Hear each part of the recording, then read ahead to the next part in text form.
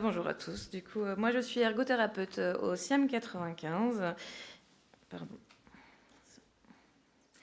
Et voilà, du coup, je vais vous présenter mon travail qui était du coup intitulé Pourquoi et comment proposer un groupe d'éducation à la vie affective, intime et sexuelle auprès de jeunes déficients visuels. Donc, ce travail comporte un état des lieux de la littérature sur la thématique. Vous allez voir, c'est assez rapide. Une enquête auprès des professionnels de services médico-sociaux pédiatriques en basse vision d'Île-de-France et une analyse des besoins des jeunes en situation de déficience visuelle dans le cadre du coup de la mise en place de ce groupe.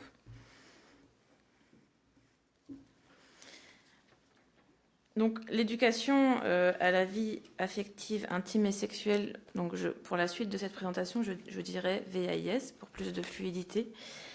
Donc se définit comme une démarche éducative visant à favoriser le développement individuel et social des enfants et jeunes en leur apportant les connaissances, les compétences et les attitudes nécessaires pour vivre leurs relations amicales et intimes de manière épanouie et respectueuse. Donc, dans cette démarche et dans ces séances, on peut aborder les 3 axes principaux qui sont l'aspect biologique qui va comporter les connaissances anatomiques, la transmission de la vie, des connaissances sur la transmission de la vie, sur la puberté, sur les notions de prévention des infections sexuellement transmissibles, mais pas que. On a aussi le domaine psycho-émotionnel qui comporte l'estime de soi, les relations aux autres, la gestion des émotions, les orientations sexuelles et les questions autour des identités de genre. Et le 3e axe sera autour de l'aspect juridique et social, qui comporte favoriser leur esprit critique, aborder les notions de consentement, la gestion des médias et l'accès aux informations, et la prévention des violences sexuelles.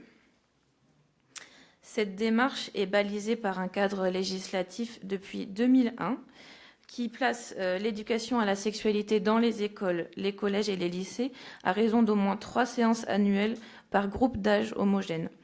Donc les établissements et services médico-sociaux comme le mien par exemple, le SIAM, donc par délégation, se doit de proposer un contenu adapté aux jeunes qu'ils accompagnent.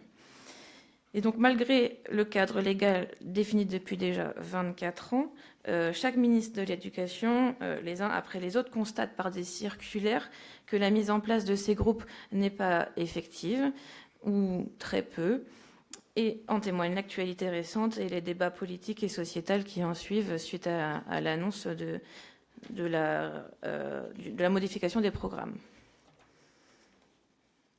Encore, il n'y a pas très longtemps, je suis passée dans une école où on mettait en place un groupe d'éducation à la vie affective intime et sexuelle pour les petits, où l'infirmière scolaire me dit « Bah oui, maintenant c'est nouveau, c'est obligatoire. » Bah non, en fait, c'est pas nouveau, ça fait 24 ans que ça existe. Donc, au niveau de la littérature française, il n'y a qu'une seule enquête qui parle de ce sujet-là, qui est assez récente. Je ne sais pas si vous en avez entendu parler. Donc, c'est assez développé dans le handicap général, mais très peu dans la basse vision. C'est l'enquête intitulée Éduquer pour protéger, qui a été menée par la maison d'édition Mes mains en or. Qui visait à interroger les adultes déficients visuels sur l'éducation à la VAUS qu'ils avaient reçue, eux, en tant que jeunes, ainsi que les professionnels de santé qui mettent en place éventuellement des groupes sur ce sujet. Donc les constats sont que les établissements et services médico-sociaux manquent de formation cruelle sur cette thématique. Il y a un manque de matériel également adapté dans les établissements. Par contre, ils disent qu'il y a un vrai besoin d'adaptation du contenu pour les jeunes déficients visuels et ils se questionnent également sur la définition de la place de la famille dans ces groupes.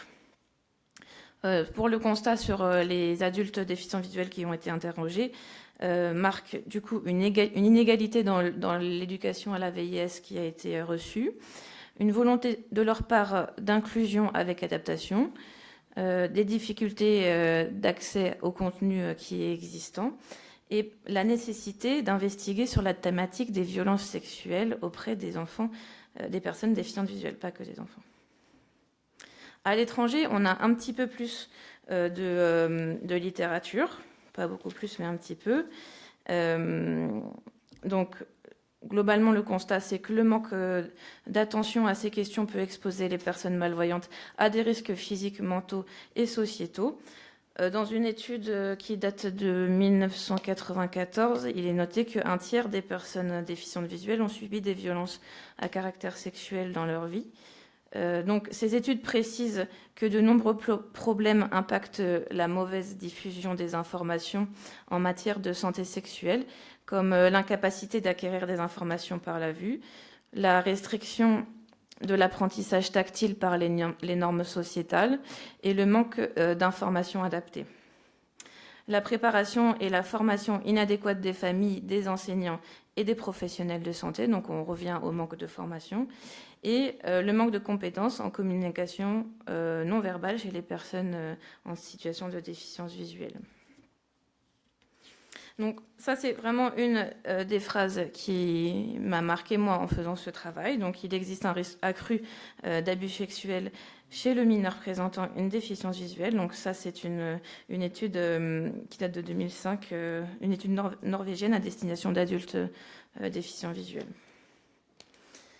Dans le cadre de mon mémoire, j'ai souhaité étayer mon propos et argumenter le besoin. Donc j'ai proposé une enquête auprès des professionnels d'établissements pédiatriques spécialisés en basse vision, principalement dans les retours franciliens, ainsi qu'à un sondage à destination des familles et des jeunes du SIAM. Donc j'ai eu un retour de 8 services pédiatriques, principalement des ergothérapeutes, des assistantes sociales, instructeurs en autonomie, chefs de service et éducateurs spécialisés. Donc c'est globalement rassurant d'observer que certains services avaient déjà mis en place des groupes sur cette thématique. Cependant, les constats restent les mêmes, à savoir que les besoins des jeunes ne sont pas suffisamment pris en compte et que les professionnels de santé ne se sentent pas légitimes pour animer des groupes d'éducation à la VIS, en lien du coup avec le manque de formation. Que ce soit les familles ou les professionnels, personne ne trouve pertinent de proposer cette thématique en dessous de 9-10 ans. Or, elle est décrite comme un temps qui doit être adapté à l'âge et au développement de l'enfant. Elle apparaît pourtant très importante pour la population de jeunes déficients visuels, notamment concernant les notions de respect, de consentement, de compréhension de l'anatomie et de différence entre mon corps et celui de l'autre. Dans le détail de mon travail, j'ai évoqué des situations de violence à caractère sexuel qui ont eu lieu au sein de l'établissement dans lequel j'exerce et qui visaient des jeunes de moins de 9 ans. Donc pourquoi ne pas les protéger eux en leur proposant des groupes ? Pour accompagner les équipes dans la mise en place du dialogue avec les familles, l'UNESCO a mis en place un dossier complet sur les principes directs de l'éducation à la sexualité. Il propose un outil qui permet d'initier le dialogue et lever des freins à la fois des professionnels et des familles. Donc sur la gauche, on a d'éventuelles préoccupations et sur la droite, des pistes de réponse. Donc pour exemple, l'UNESCO parle d'éducation complète à la sexualité.